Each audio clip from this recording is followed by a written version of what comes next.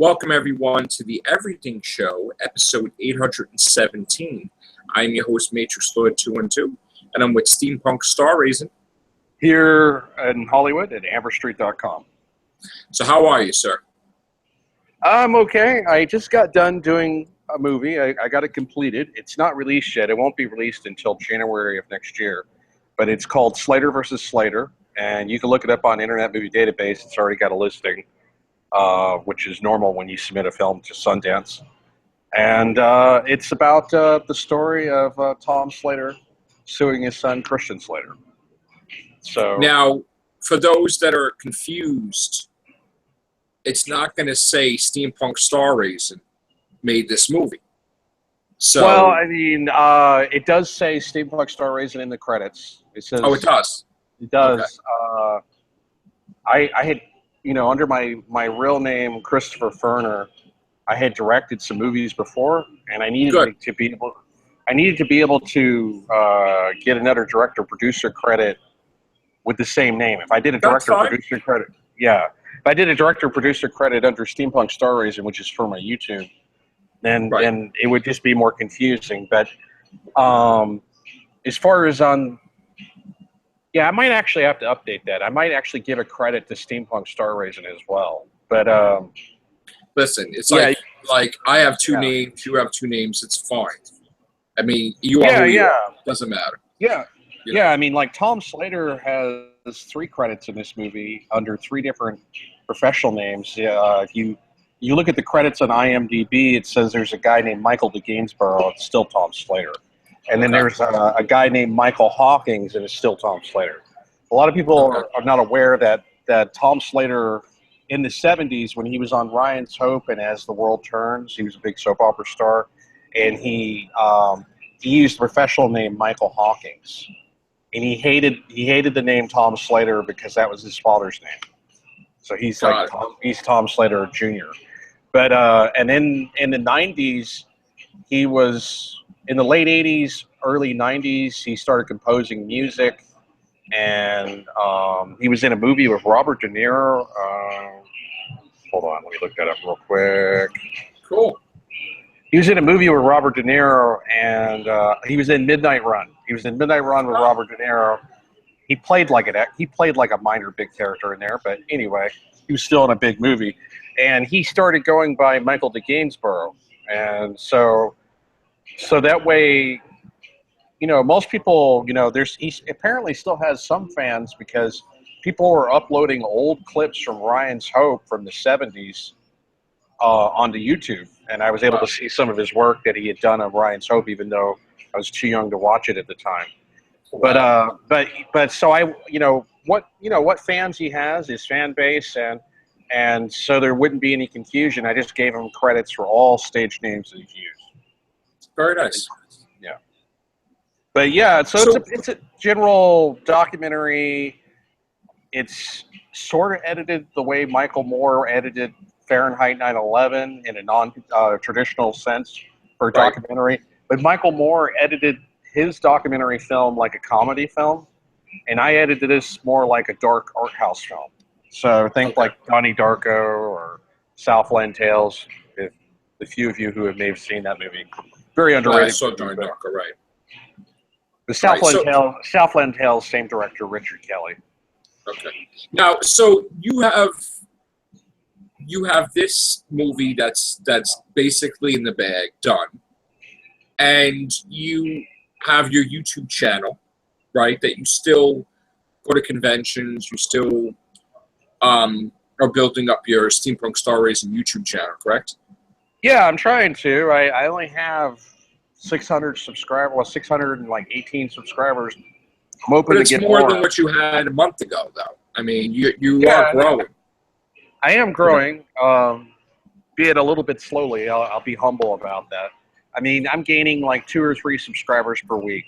Right. Hopefully, it seems the higher the subscriber count, the faster I gain subscribers. So maybe, hopefully, I can get to 1,000. But yeah, I mean, we're all trying to get to 1,000. That's the first tier, anyway.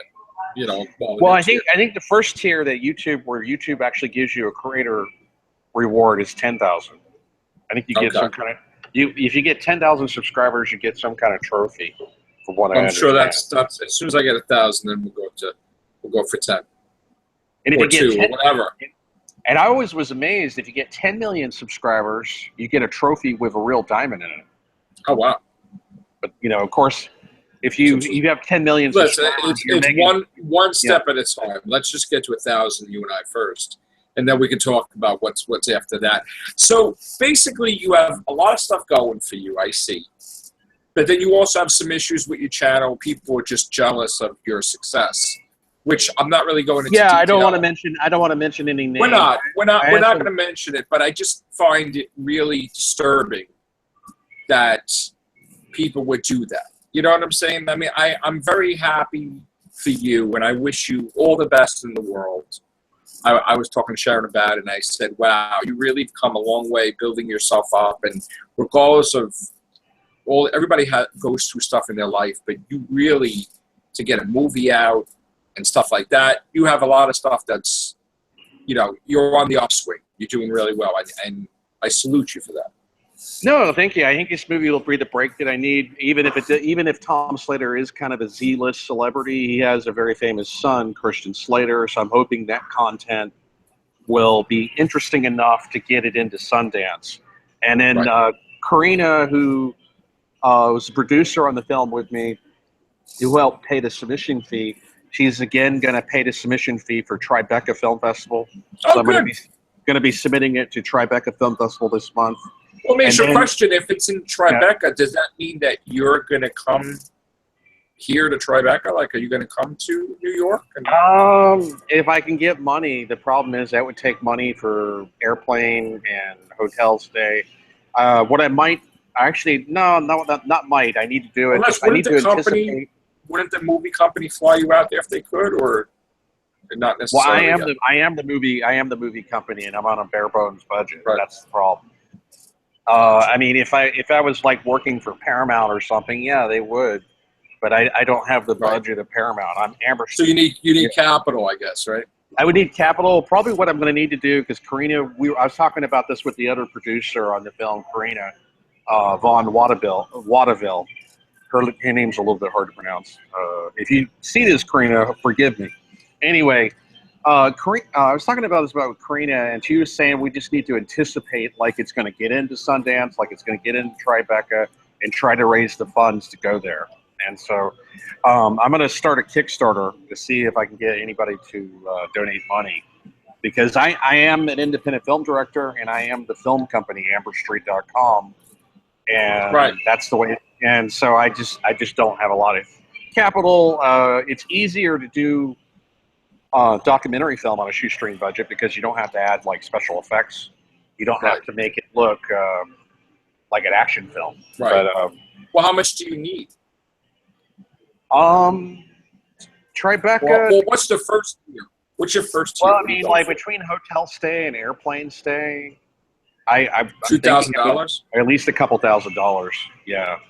Wow. And then maybe another $500 for food expenses. But just logistical, like getting an Uber or whatever, because I'm not going to have a car when I get there. Probably about be able to get back. Yeah. To. Yeah, I figure I probably could be comfortable about $3,000. It sounds like a lot, but you're thinking round trip airplane fare. Oh, hotel it's expensive, I guess. Yeah. So Yeah. Yeah. Well, if you're gonna be in New York, then I'm gonna have to visit you because I'm in New York. So I mean. Yeah, I'll let you know. If I can raise the capital, I will definitely go. And we also plan on submitting it to Cannes Film Festival in France. But Cannes Film Festival has it. Yeah. They haven't released their. Cancel. They haven't released. Well, they didn't cancel, but they haven't released their submission requirements for next year yet, because they did. So Cannes Film Festival. That's right. Yeah. Cannes. Yeah, I always mispronounce that. Cannes Film Festival. Cannes, the submission deadline for this year was March, and we're assuming that it'll be next year, March. Okay. And so there's a possibility that you could make some massive money from this movie. Well, yeah, I'm basing my business model similar to Steve Walsh, who probably nobody's ever heard of. He directed a horror movie called Muck. He put it in like 10 different horror film festivals. He spent about 250. I had interviewed him. You can look it up on my YouTube channel. But he was the director of Muck, and he had playmates in it. He had a little bit more than me because How much he spent? He spent about $250,000 making it. But because he played it at Kamikaze, now called LA Comic Con, and he also had playmates in it, and he played it at about 10 horror film festivals. He got enough buzz for the film that he was able to sell it to a distribution company for several $1 million. And that's what I hope to do with this film. I don't really have the money to distribute the film myself because this distribution is expensive, but if I can get enough buzz and play it at enough festivals, then maybe I can sell it. And because it was done on a shoestring budget, I'll at least make some money. I don't expect to get like 2 or 3 million for it like Steve Walsh did, because he did a really quality production. Well, if you can get like $700,000 or something. Yeah, exactly. That's what I was thinking. So that could really help me out. But yeah, so getting stuff done, and hopefully it'd been on hiatus for 5 years. Maybe if I could sell this film, then I intended to finish production on The World Is a Mess, and I just want to steampunk it. It was a movie that I had run a Kickstarter for in 2012. Ran a Kickstarter for it in 2012, but I never could get anybody to fund the project, so it never got done. But how much do you need for that? I would figure probably at least $5,000 to finish that film. Okay. Which is not much for a film. You know, I'm used to doing. I'm not really at that stage of creativity to be doing films. I'm just doing my book thing. But when I do decide to do that, like give you an example, like A Wandering Mind, The God Machine, which you've probably never seen. It's kind of an obscure sci-fi film. I've seen a little bit of it. Oh, okay. A little bit of it. That was about $7,000, the whole movie. But really, did you make money from it though? I did not. Oh, I'm a passionate filmmaker. I do it primarily because I love doing it, and secondary is trying to make a profit. I tried. I think what I need to do, I was promoting the film in the wrong way. What I was doing with A Wandering Mind, The God Machine, is I would go to like comic book conventions and I would hand out DVD copies of it to celebrities. And I was thinking if I could get, like, I gave a copy of it to Anthony Daniels. I gave a copy to Brent Spiner. These were over the years when I was promoting A Wandering Mind, The God Machine. And I was hoping if I could get one of those celebrities to be interested in A Wandering Mind, The God Machine. And I remember I gave David Carradine a flyer for A Wandering Mind, The God Machine. He said it looked interesting. But it never really got traction because celebrities most of them are just actors. They're not producing projects. They're not interested in promoting somebody else's project. They're just out there acting and promoting themselves. And so it's better if you can raise money to put your film in a bunch of film festivals and get buzz from it that way. Then you can get a distribution company that already has a ton of money to buy it, and that's how you make a profit. That's the best business model. I was doing the wrong business model with Wandering Mind, The God Machine. So it was a lot of fun to make. It was my first film, but I didn't make any money doing it. Didn't make a profit.